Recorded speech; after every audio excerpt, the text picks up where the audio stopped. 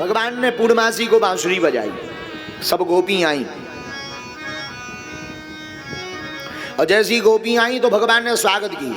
स्वागतम वो महाभागा प्रियम किम करवाणि वा व्रजस्यानामयं कस्यद ब्रूतागमन का। आओ गोपियों, स्वागत है आपका, स्वागत है। ओहो, गोपियां बड़ी मुस्कुराई। आज तो ठाकुर जी बड़ा लाड़ लड़ा रहे, क्या बात है। लेकिन जैसे ही सब गोपियां आई भगवान ने स्वागत किया, और जब स्वागत किया तो गोपियां मुस्कुराई, और आते ही फिर पूछ लिया भगवान ने, क्यों आई हो गोपियों। अब गोपियों की जो मुस्कान थी वो बदल गई दूसरे रूप में। जय हो आपकी। पहले तो फोन लगा करके बुलाते हो, और कोई आ जाए तो पूछते हो कि क्यों आए हो।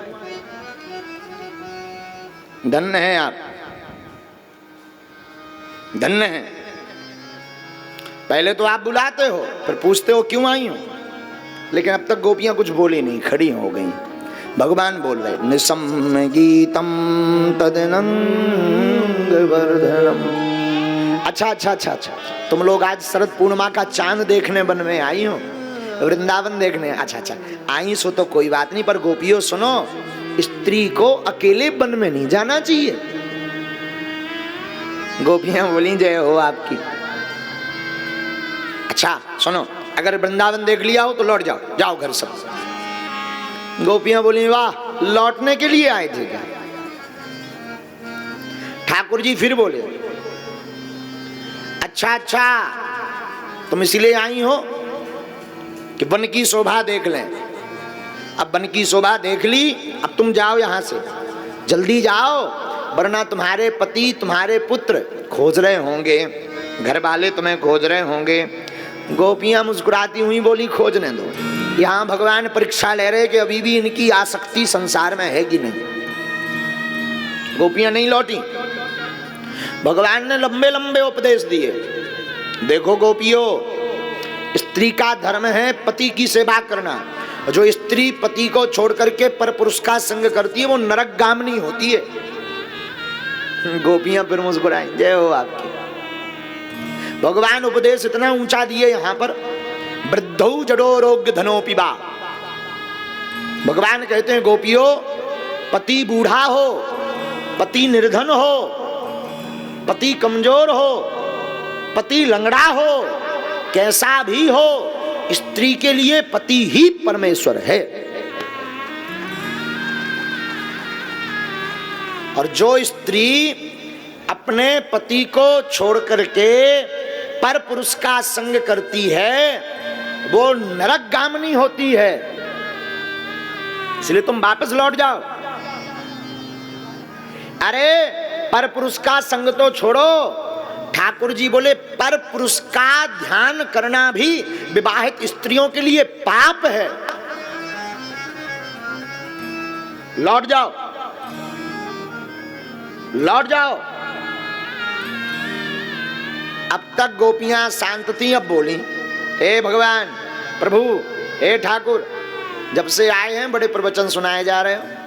कन्हैया, ओ मेरे प्यारे ठाकुर जी, जरा हमारी भी तो सुन लो। हाँ सुनाओ। आज गोपियों ने ठाकुर जी को प्रवचन सुनाए। पहली बार भगवान श्रोता बने हैं, गोपियां वक्ता हैं यहाँ पर।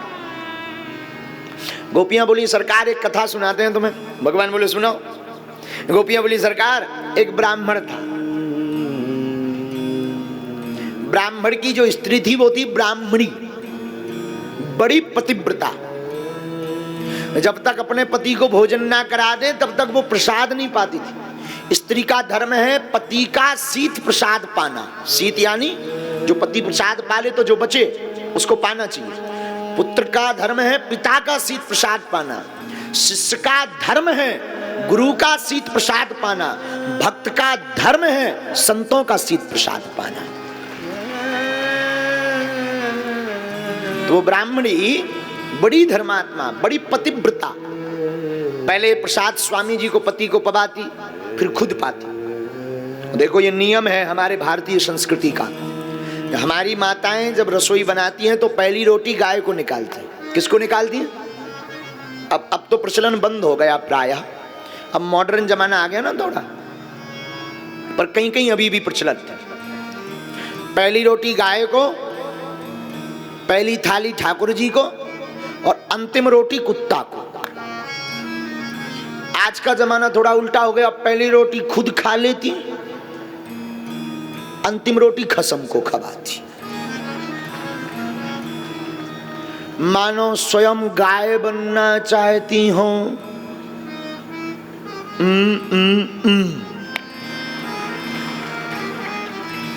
हाँ, समझ जाओ, समझदार, वरना कोई कल ही FIR ठोक देगा।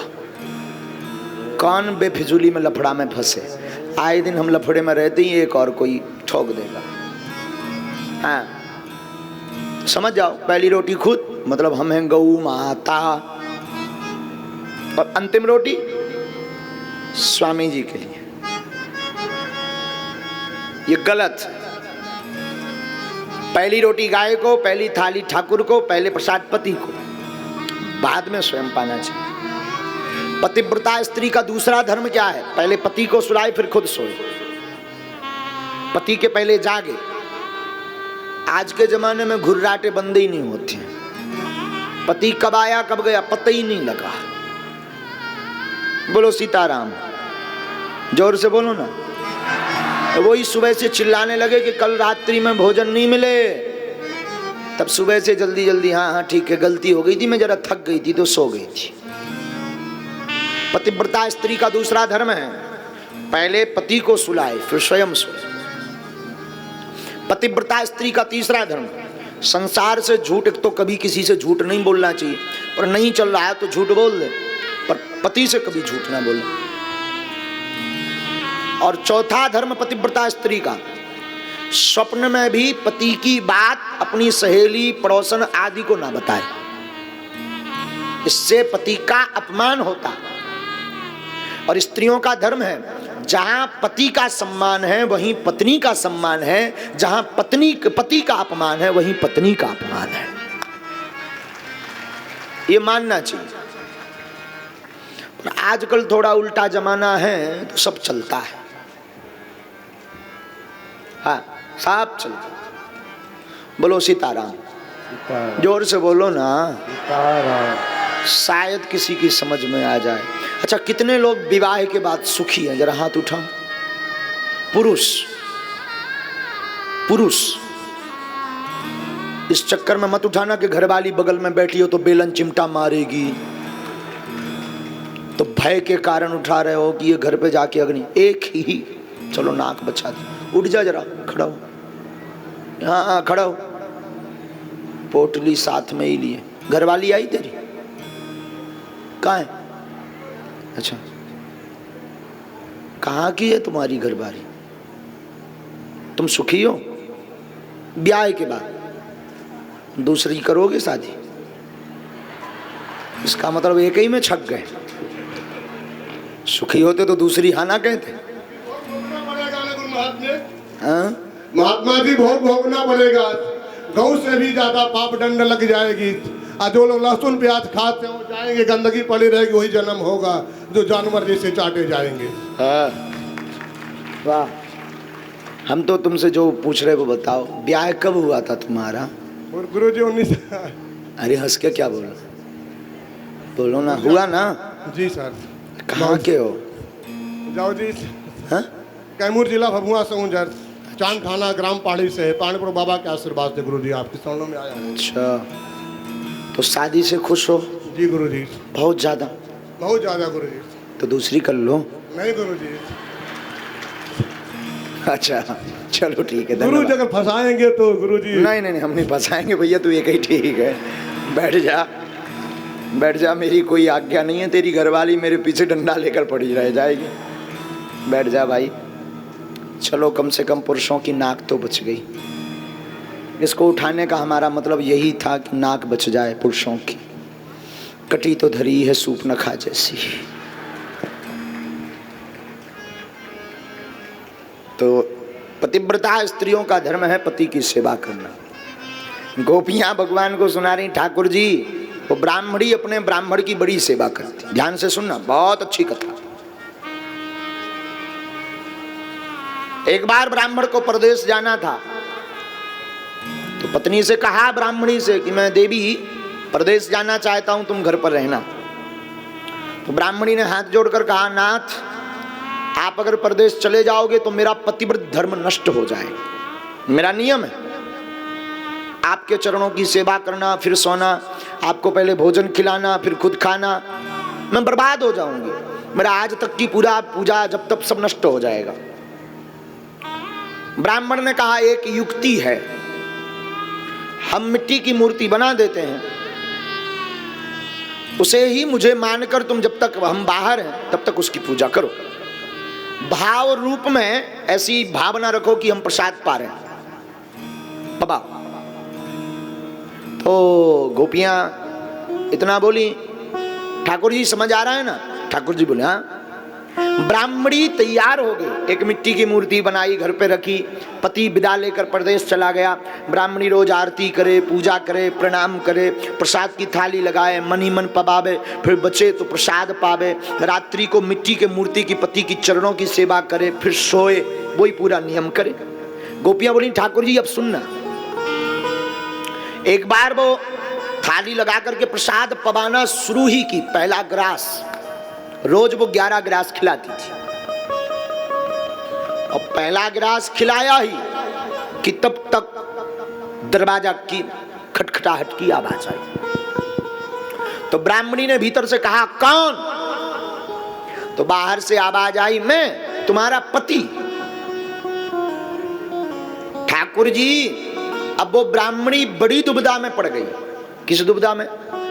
अगर प्रसाद छोड़ करके जाती है तो पतिव्रत धर्म नष्ट होता है, वो अगर दरवाजा नहीं खोलती तो असली पति दरवाजे पर खड़ा है तो पतिव्रत धर्म नष्ट होता है। अब बताओ वो ब्राह्मणी करे तो करे क्या जिससे उसका धर्म निभ जाए? ठाकुर जी मुस्कुराए, बड़ा तार्किक प्रश्न किया। ठाकुर जी बोले गोपियों देखो, चित्र की पूजा तब तक की जाती जब तक चरित्र ना हो। जो प्रसाद बचा है दरवाजा खोल देना चाहिए, बाकी का बचा प्रसाद असली पति को पवा देना चाहिए। इससे धर्म भी नष्ट नहीं होगा, दरवाजा भी खुल जाएगा, पतिव्रत धर्म भी बना रहेगा। क्योंकि मिट्टी की मूर्ति की पूजा तब तक की जाती जब तक सचित्र ना हो। गोपियां लौटकर चरणों में गिर गईं, बोले ठाकुर जी यही तो हम कर रहे हैं। भगवान बोले मतलब?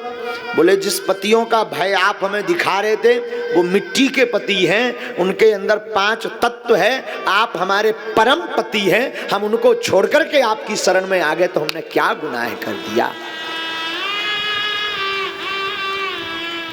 भगवान मुस्कुरा गए, धन्य हो गोपियों। और वहीं पर शरद पूर्णिमा को रास प्रारंभ हुआ।